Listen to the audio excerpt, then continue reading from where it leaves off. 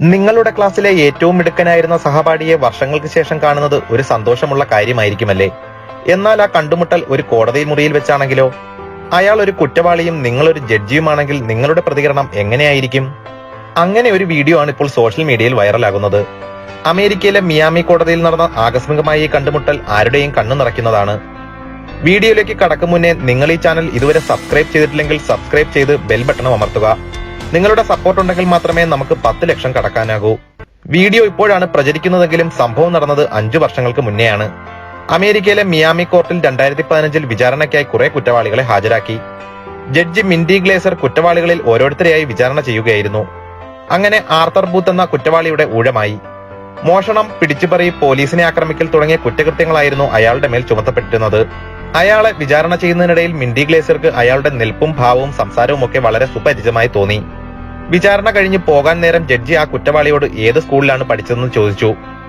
അപ്പോഴാണ് ബൂത്തിന് തന്റെ മുന്നിലിരിക്കുന്നത് തന്റെ സഹപാഠിയാണെന്ന് മനസ്സിലായത്. അയാൾക്ക് ആശ്ചര്യവും അതോടൊപ്പം തന്നെ സന്തോഷവും അടക്കാനായില്ല.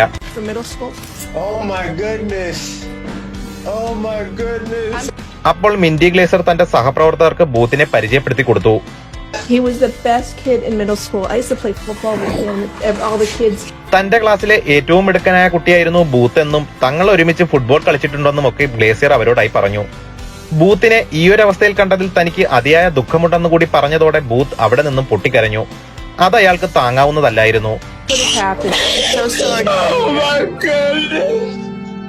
ക്ലാസ്സിലെ മിടുക്കനായിരുന്ന ബൂത്ത് പിന്നീട് ഡ്രഗ്സിനും ഗാംബ്ലിങ്ങിനും ഒക്കെ അടിമപ്പെട്ട് ഒരു കുറ്റവാളിയായി മാറുകയായിരുന്നു. പല കുറ്റകൃത്യങ്ങളിലായി പലതവണ ജയിലിലും കിടന്നു.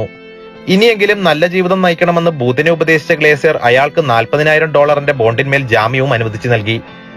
10 മാസം ജയിൽ ശിക്ഷ കഴിഞ്ഞ ബൂത്തിനെ അതിനുശേഷം ഗ്ലേസിയറുടെ നിർദ്ദേശപ്രകാരം ഡ്രഗ് ട്രീറ്റ്മെന്റിനായി അയച്ചു. തന്റെ കളിക്കൂട്ടുകാരനെ അവിടെ വെച്ചും ഉപേക്ഷിക്കാൻ ഗ്ലേസിയർ തയ്യാറല്ലായിരുന്നു. ഏറ്റവും ഒടുവിൽ ചികിത്സ കഴിഞ്ഞ് പുറത്തിറങ്ങിയ ബൂത്തിനെ കാണാനും ഗ്ലേസിയർ എത്തിയിരുന്നു. ബൂത്തിനെ ഉപേക്ഷിച്ചു പോയ ഭാര്യയുമായിരുന്നു ഗ്ലേസിയർ ബൂത്തിനെ കാണാൻ എത്തിയത്. ജീവിതം അങ്ങനെയാണ്. പ്രതീക്ഷിക്കുന്നതൊന്നും നമുക്ക് ചിലപ്പോൾ കിട്ടിയെന്ന് വരില്ല.